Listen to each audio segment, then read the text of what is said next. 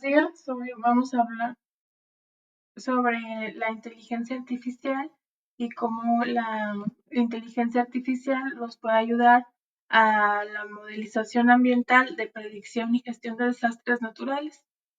Miren, la relación entre la inteligencia artificial y el concepto de ciudadanía digital es muy relevante porque la tecnología mejora la capacidad de las personas para enfrentar situaciones de emergencia, tomar decisiones informadas y garantizar su derecho a la seguridad. Por ejemplo, ahorita actualmente con la inteligencia artificial, la ciudadanía digital implica el acceso a todas las personas a herramientas digitales y plataformas en línea para participar activamente en la sociedad moderna. En el caso de los desastres naturales, la inteligencia artificial puede transformar la manera en que los ciudadanos reciben información y alertas sobre riesgos. Por ejemplo, sistemas de alerta temprana basados en inteligencia artificial. ¿Qué hacen? Pues analizan datos meteorológicos, datos geofísicos y sísmicos en tiempo real para predecir fenómenos como huracanes, terremotos o inundaciones, y estos sistemas pueden enviar notificaciones personalizadas a los ciudadanos a través de dispositivos móviles, aplicaciones o mensajes de texto, lo que les permite tomar medidas preventivas a tiempo.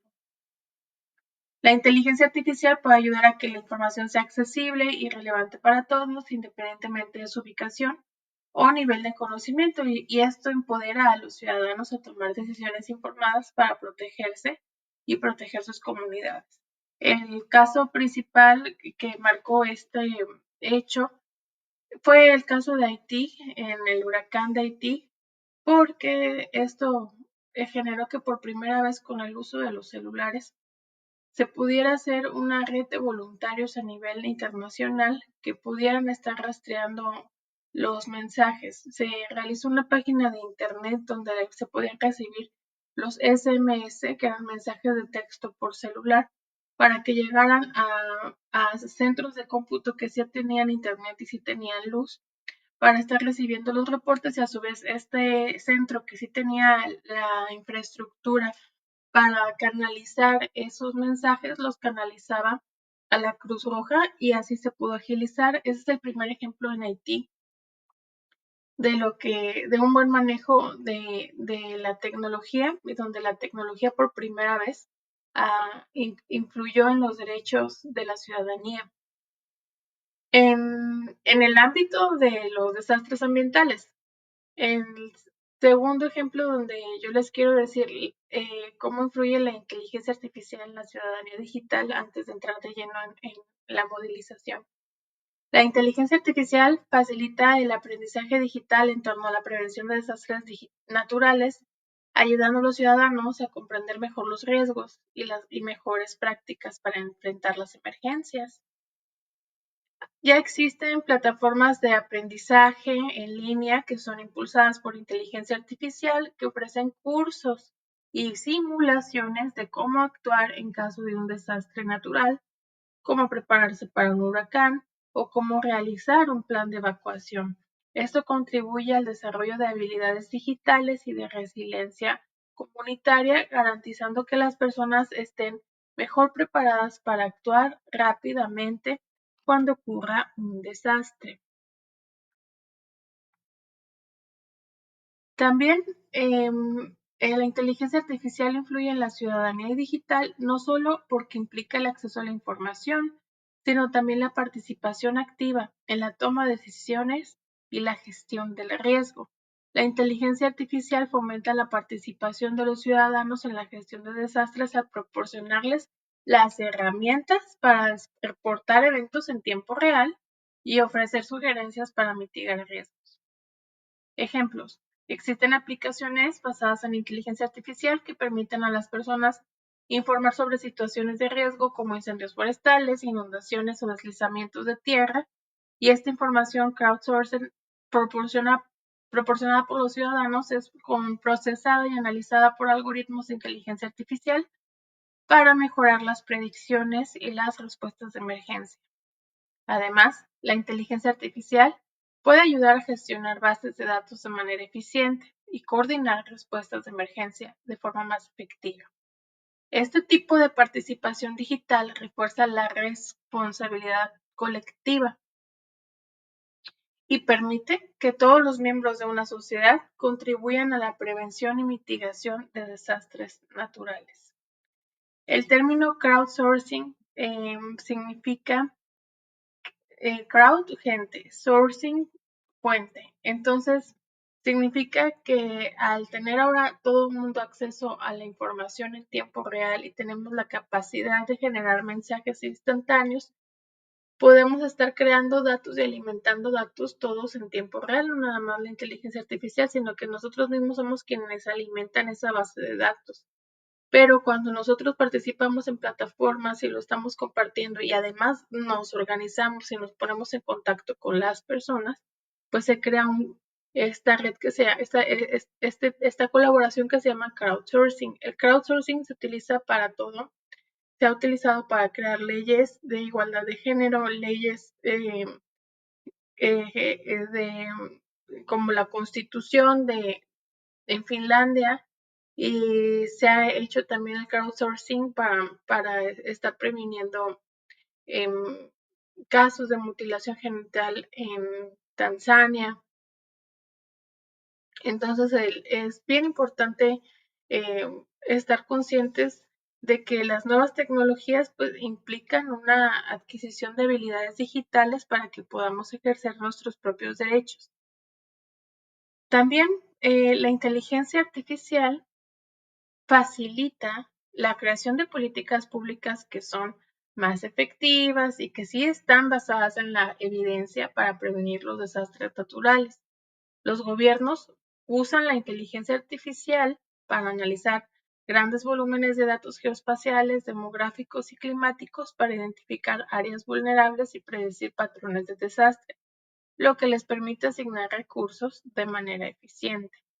En el caso de México hay un monitoreo permanente al volcán Popocatépetl, que está muy cerca de la Ciudad de México, el Estado de México y Puebla, y debido a que las ciudades, las metrópolis más importantes se desarrollaron a las faldas de este volcán, el monitoreo es constante. Tan constante es el monitoreo que todos los días en los noticieros a nivel nacional escuchamos que las principales televisoras que tienen señal nacional nos dicen un estado de alarma del volcán.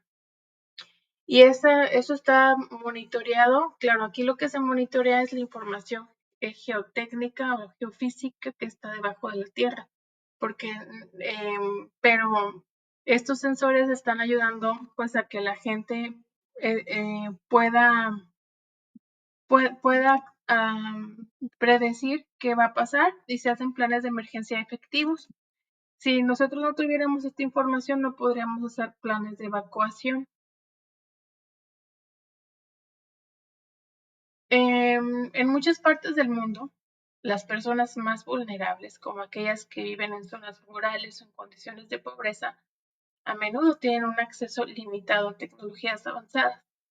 Sin embargo, la inteligencia artificial puede ayudar a cerrar la brecha digital al proporcionar soluciones más accesibles y económicas que lleguen a una mayor cantidad de personas, asegurando que todos los ciudadanos tengan las mismas oportunidades para acceder a alertas de emergencia y recursos para la prevención de desastres. Ejemplo, plataformas móviles y aplicaciones que utilizan tecnología de inteligencia artificial y machine learning para enviar notificaciones de desastres a personas en áreas de difícil acceso o en comunidades marginadas, asegurando que la información sea inclusiva y llegue a todas las personas sin importar su condición económica o geográfica. Protección de derechos humanos en contextos de emergencia. En situaciones de desastre, los derechos humanos pueden verse gravemente afectados y la ciudadanía digital, respaldada por inteligencia artificial, puede garantizar que se respeten estos derechos. La inteligencia artificial puede ayudar a monitorear y proteger los derechos de las personas durante y después del desastre, como el derecho a la asistencia humanitaria. Aquí lo voy a poner en otro color. la asistencia humanitaria, el derecho a la evacuación segura y la protección frente a la violencia. A lo mejor nosotros no conocíamos esos tres derechos que tenemos. Ejemplo, durante un desastre natural, las tecnologías de inteligencia artificial pueden ayudar a las autoridades a coordinar la distribución de ayuda de manera eficiente, garantizando que las personas más necesitadas reciban la asistencia adecuada sin discriminación. Sería imposible que en el caso de una erupción de un volcán, por ejemplo, sepamos a quién brindar ayuda, porque simplemente por el hecho de que es una erupción, pareciera que es grave para todos y que la ayuda se tendría que dar de manera inmediata a todos. Pero con la inteligencia artificial podemos predecir cuál va a ser la corriente de esa lava o con cuánto tiempo tenemos de respuesta para llegar a un lugar y poder tener la facilidad de salvar a más personas. Claro que estamos hablando de un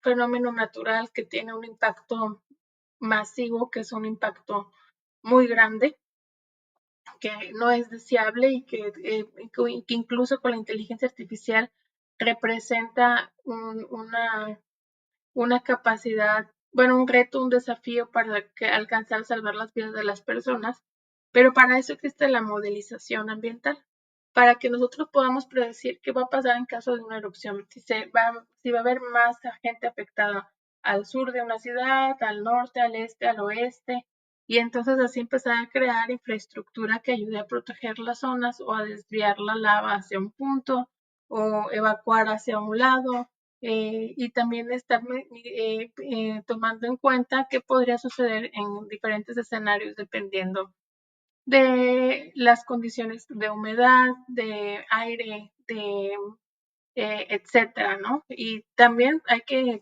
considerar que normalmente cuando existe una erupción, pues va acompañada también de un fenómeno sísmico.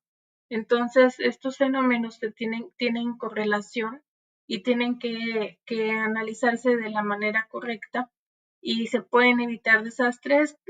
Nosotros ya conocemos uno de los desastres más impactantes, que fue el de la erupción en Pompeya, y cómo todavía hasta el momento hay impacto en Italia, en esas regiones, y esto pues nos ayuda a prevenir. También recordemos el tsunami que de Asia en el 2004. Este tsunami también, en ese momento no había la tecnología suficiente, pero actualmente ya se pueden encontrar con planes de emergencia que no nada más te avisan que ya va a ocurrir el tsunami, sino hasta qué punto las olas van a impactar en otras costas.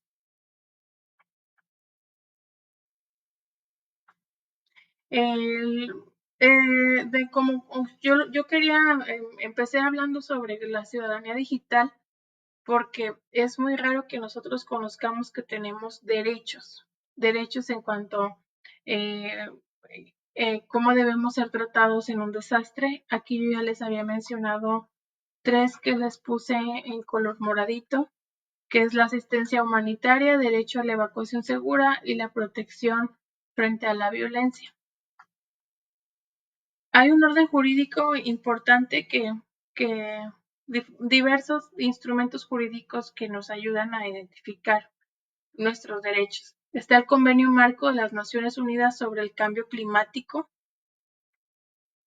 que establece un marco para la cooperación internacional en lucha contra el cambio climático y mitigación de los efectos de fenómenos meteorológicos extremos como huracanes, sequías e inundaciones. Sobre todo, pues estamos hablando del financiamiento climático y para poder adaptarnos a un cambio climático. Es decir, las ciudades necesitan tener financiamiento para que puedan implementar acciones de prevención o mitigación. También está el Protocolo de Kioto y el Acuerdo de París, que son acuerdos vinculantes para la reducción de gases de efecto invernadero. El Acuerdo de París establece metas globales para limitar el calentamiento global, lo que indirectamente ayuda a prevenir desastres climáticos. Y también tenemos el más importante que aplica hasta el 2030, que es que es el marco de Sendai para la reducción de riesgos de desastres. Su objetivo, obviamente, como dice su nombre, es reducir los desastres naturales y aumentar la resiliencia de las sociedades. Habla de términos importantes como la gobernanza del riesgo, el fortalecimiento de la resiliencia, la reducción de la explosión a los desastres y gestión del riesgo en todos los niveles. Es decir, que si ya sabemos que vivimos en una zona con un alto riesgo, entonces tú tienes el derecho a tener capacitaciones para ser resiliente. Resiliente quiere decir que tenemos que estar preparados para lo peor, que sería huir, correr, sacrificar tu auto, sacrificar tu casa, dejar los papeles y de alguna manera eh, ya estar preparados psicológicamente a eso porque normalmente lo que sucede es que no se toman medidas, te sucede el desastre y después tienes que enfrentar los efectos económicos, los efectos legales y los efectos psicológicos. Cuando nosotros nos adelantamos a la tragedia y ya empezamos a desarrollar las habilidades que nos faltan para afrontar estas nuevas adversidades, pues nosotros estamos cumpliendo con este concepto eh, que viene detallado en el marco de Sendai para la reducción del riesgo, que fíjense, aplica hasta el año 2030. Todavía son 6 años más. También tenemos el convenio de Basilea de 1989, que tiene el objetivo de regular el movimiento transfronterizo de residuos peligrosos y su eliminación, pues porque pueden prevenir desastres ambientales relacionados con el manejo inapropiado de residuos. Está también la prohibición del transporte de residuos peligrosos sin la notificación y consentimiento previo de los países receptores. Residuos peligrosos también pueden ser, acuérdense, los infecciosos.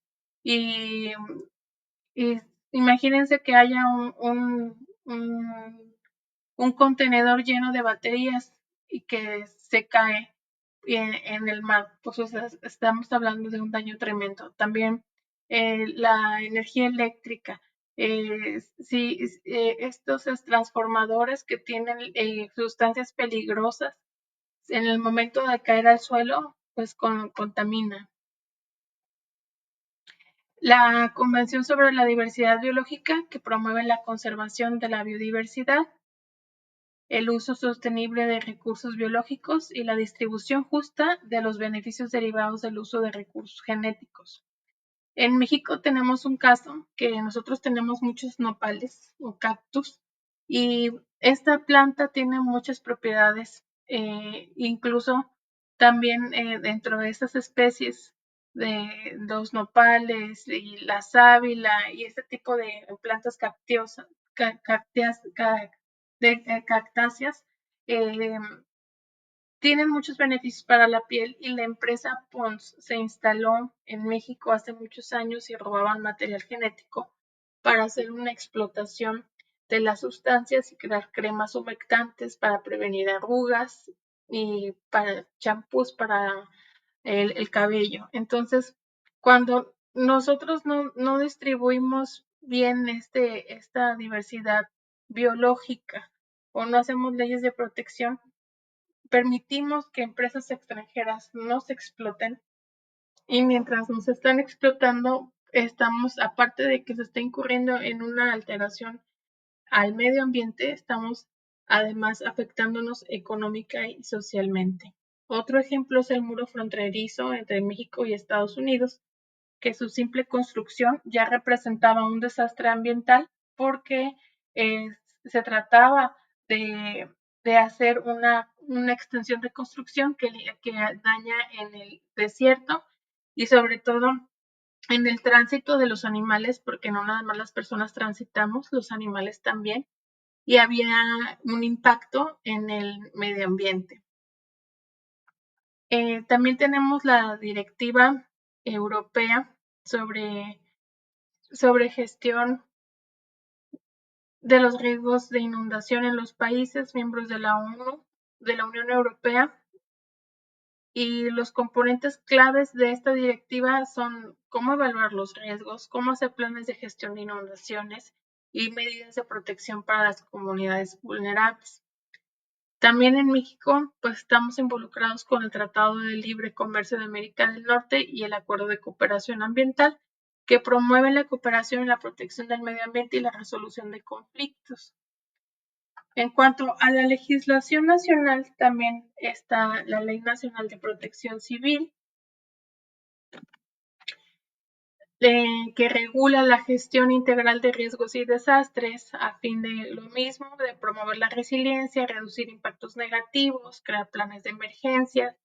Tenemos la Ley General de Equilibrio Ecológico y la Protección al Medio Ambiente, que nos habla de la protección y restauración del medio ambiente, cómo se fomenta la sostenibilidad, la prevención de desastres.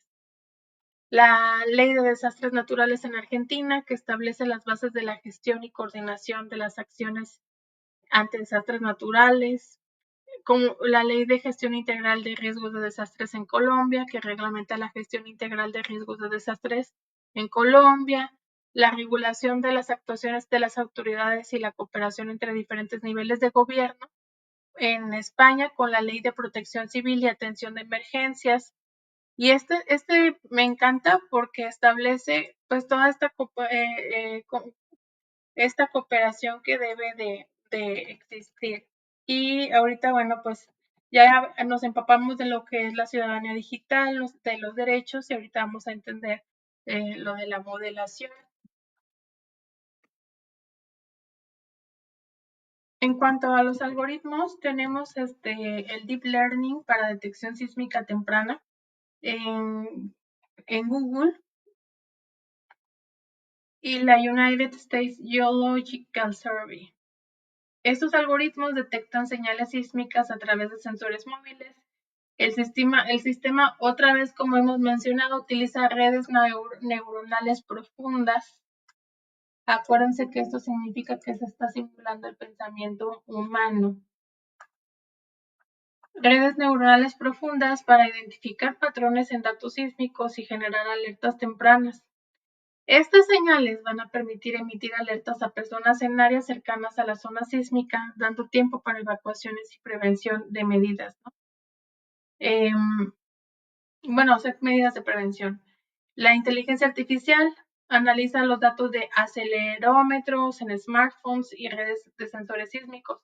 O sea, tener un smartphone con acelerómetro en una ciudad con sismos, pues así imagínense de cómo ha llegado, cómo nosotros mismos alimentamos la información.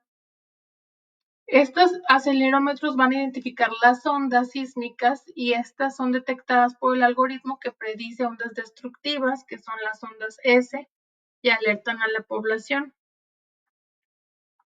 En Harvard hay una empresa que se llama ConfNetQuake, que representa un hito significativo en la aplicación de la inteligencia artificial a la sismología, porque esta red neuronal de aprendizaje profundo se destaca por su capacidad de distinguir con alta precisión entre el ruido habitual del movimiento terrestre y los eventos sísmicos reales, incluso en magnitudes bajas que a menudo pasan desapercibidas para métodos tradicionales. ¿Qué hace ConvNetQuake? Utiliza algoritmos de aprendizaje profundo basados en redes neuronales convencionales para analizar sismogramas.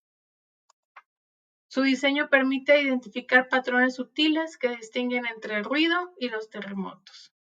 Tienen una precisión comprobada. Durante su prueba en Oklahoma, se detectó con éxito los 209 eventos catalogados en julio de 2014 y clasificó correctamente el ruido el 94% de las veces. Es decir, 209 hubo movimiento telúrico y lo demás fue simplemente ruido. A diferencia de los sistemas actuales que dependen de múltiples sismógrafos para triangular ubicaciones, con Netquake puede identificar y localizar un terremoto con un solo sismógrafo. Esto no solo acelera el proceso de detección, sino que también reduce los costos y las complejidades logísticas.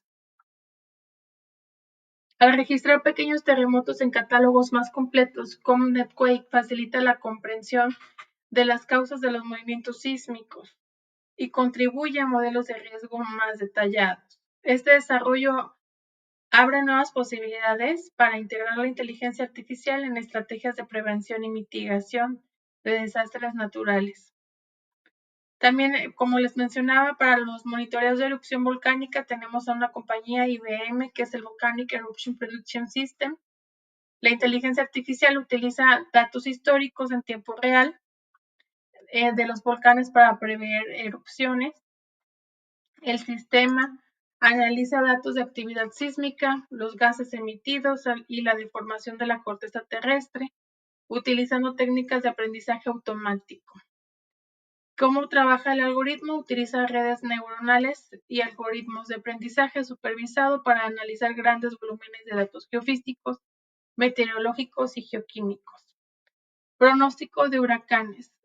Está el National Oceanic and Atmospheric Administration, que utiliza redes neuronales y machine learning para predicción de huracanes. Ellos, ¿qué necesitan para trabajar? Pues patrones atmosféricos y oceánicos para poder prevenir la trayectoria y el impacto del huracán. También tenemos para los incendios forestales, ¿qué es lo que quieren que se utilicen? Pues algoritmos de aprendizaje profundo para procesar las imágenes de satélite en tiempo real y detectar señales precoces de incendios como el aumento de temperatura o cambios de vegetación. Las empresas que tenemos para esto son el Servicio Forestal de Estados Unidos y el Google Earth Engine. También para las inundaciones se cuentan con modelos de predicción basados en redes neuronales y algoritmos de simulación hidráulica para calcular el flujo de agua y predecir las áreas más afectadas por inundaciones. El Risk Management Solution se usa desde hace muchísimos años, utiliza inteligencia artificial para modelar las inundaciones. ¿Y qué datos tienen que procesar? Datos climáticos, datos geográficos y la infraestructura. Los ciclones y los tornados. ¿Qué compañía lo está utilizando? La compañía se llama The Weather Company. ¿Cómo trabaja su algoritmo? Pues para predecir tornados y ciclones. Y esta empresa lo que necesita es modelaje de aprendizaje automático y redes neuronales para identificar patrones en las condiciones meteorológicas que indican la probabilidad de ciclones y tornados. Aquí lo que nos interesa es la velocidad del viento, la humedad y la presión atmosférica. El monitoreo de sequías, la NASA lo utiliza la inteligencia artificial, detecta patrones de humedad en el suelo y niveles de vegetación para predecir sequía. O sea, estos son los datos de entrada que necesita el algoritmo. ¿Y qué tipo de algoritmo se está utilizando? Pues la inteligencia artificial utiliza técnicas de aprendizaje supervisado y no supervisado para identificar áreas con escasez de agua.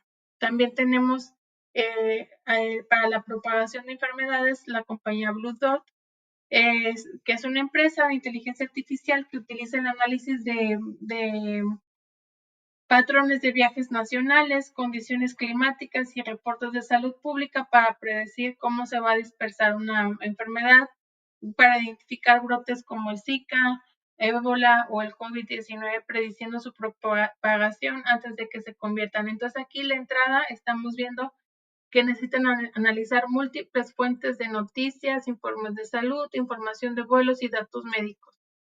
Les puse esta tablita para que ustedes pudieran hacer una comparación de los datos de entrada que se necesita para la inteligencia artificial. En eso consiste la modelización, en qué datos son los que van a estar de entrada y con qué tipo de inteligencia artificial se van a dar tratamiento a esos datos para generar después la información y así cumplir con la legislación que mencionamos anteriormente y garantizar los derechos. Entonces, aquí vemos una relación entre la inteligencia artificial y la ciudadanía digital. Por mi parte sería todo. Muchísimas gracias. Nos vemos en el siguiente.